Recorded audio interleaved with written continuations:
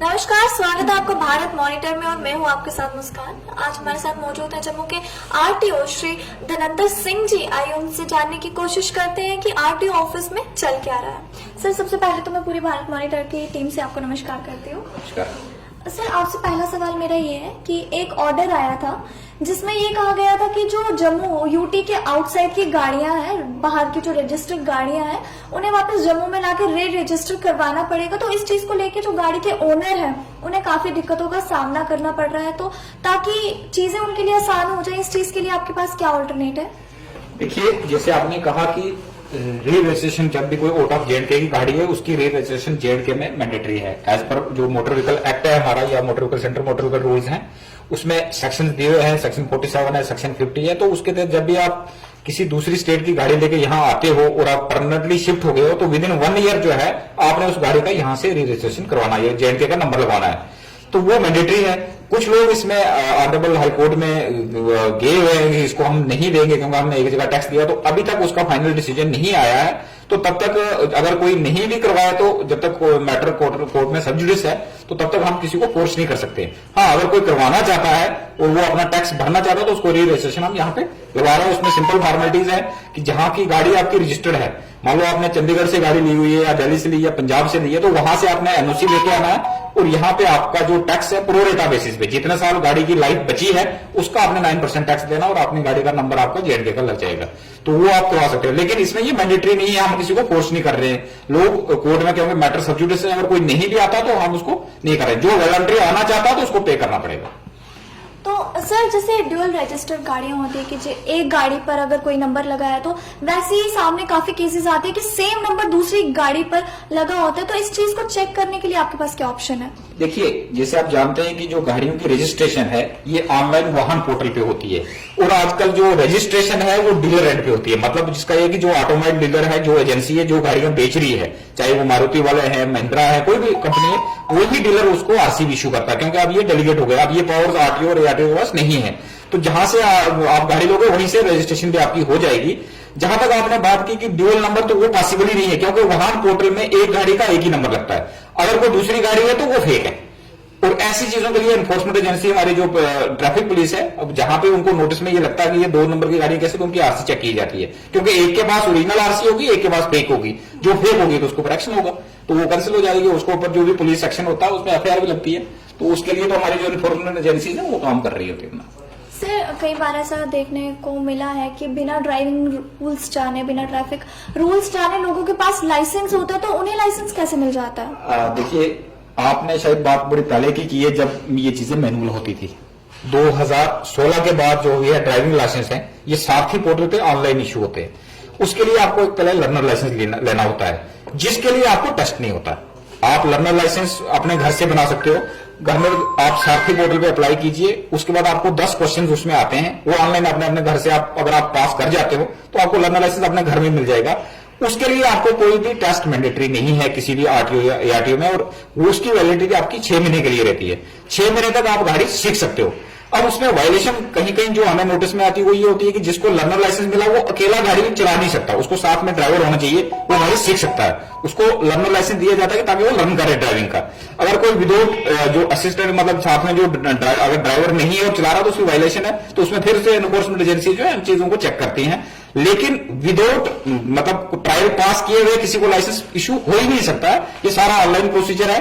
आप ट्रायल, जब तक आप ट्रायल दोगे नहीं, आप कल जैसे आप जानते हो कि हमारा जो ड्राइविंग लाइसेंस है, ट्रायल बोर्ड जो है वो सारे अंडर वीडियोग्राफी है। पूरे जेएंडके में ये जब भी ट्रायल होता है तो उसकी वीडियोग्राफी की जाती है। जो कैंडिडेट ट्रायल दे रहा है वो अपना ड्राइविंग लाइसेंस का पूरा टेस्ट जो है वो बाद में अपना वीडियोग्राफी देख सकता है। हमारे पास इसका रिकॉर्ड रहता है। जो फेल हुआ, जो पास हुआ, वो सारा चेक करता है। हमारा जो बोर्ड है वो कॉन्स्टिट्यूट कॉम्पिटेंट अथॉरिटी ट्रांसपोर्टेशन ने कॉन्स्टिट्यूट किया होता है। उसमें एक एआरटीओ और एक इंस्पेक्टर मेंबर्स होते हैं, वो ट्रायल देते हैं और बड़े ट्रांसपेरेंट तरीके से ट्रायल लिया जाता है। और कोई भी आदमी विदाउट टेस्ट पास किए हुए, ये मेरे से आप 100% श्योरिटी लोगी, वो विदाउट टेस्ट पास किए उसको ड्राइविंग लाइसेंस नहीं मिल सकता। जब से ये ऑनलाइन सिस्टम स्टार्ट हुआ, अब जब मैनुअल था उस वक्त क्या था उसमें मैं कमेंट नहीं कर सकता हूं क्योंकि वो मेरे टाइम में है नहीं कोई। तो सर आखिर में मैं आपसे ये सवाल मतलब पूछना चाहती हूँ, जैसे कि कोविड के चलते आपने सारी ट्रायल्स वगैरह बंद कर दी थी, तो हमारी जनता भी जानना चाहती है कि ये ट्रायल्स कब तक खुलेंगी। हाँ, जैसे आप जानते हैं कि जम्मू डिस्ट्रिक्ट में कोविड के बहुत ज्यादा केसेस आ रहे हैं, अभी थोड़ा कम हुआ है, तो ये फिलहाल 5 तारीख तक 5 फरवरी तक हमारे ट्रायल जो है वो कैंसिल है।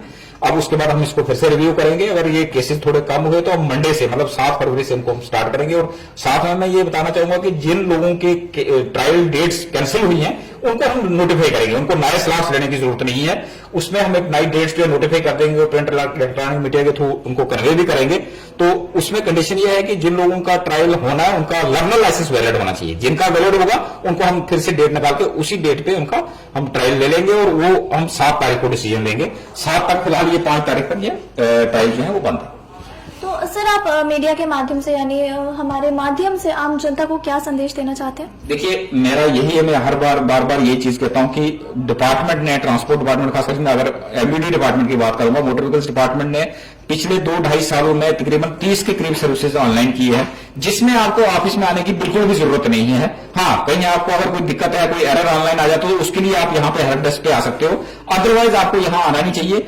उन ऑनलाइन सर्विस का फायदा आप अपने घर से लीजिए। हमारे 2 पोर्टल ऑनलाइन चल रहे हैं, एक सारथी पोर्टल है ड्राइविंग लाइसेंस के रिलेटेड और एक वाहन पोर्टल है जो व्हीकल्स के रिलेटेड सर्विसेज देते हैं। आप अपने घर से फी डिपॉजिट कीजिए, अप्लाई कीजिए और विद इन जो हमारे पास टाइम फिक्स किया गवर्नमेंट ने, जैसे आपका रिन्यूअल है या कोई कहते हो रजिस्ट्रेशन का अगर कोई सर्टिफिकेट है तो आपको 1 महीने में मिलेगा, ड्राइविंग लाइसेंस का रिन्यूअल है तो 15 दिन में मिलेगा। तो ये सारे पब्लिक सर्विस गारंटी एक्ट में प्रेस्क्राइब है कि कितने लिमिट में हमें देना। तो एटलीस्ट जब तक हमें टाइम पीरियड आप गवर्नमेंट ने दिया हुआ है उस टाइम पीरियड अगर आपको अपना ड्राइविंग लाइसेंस या आरसी नहीं मिलती है तभी आप यहाँ आइए। फिलहाल आप अपनी सर्विसेज का, कोई कोरोना का भी ज्यादा असर है, घर बैठे अपनी सर्विसेज अवेल कीजिए।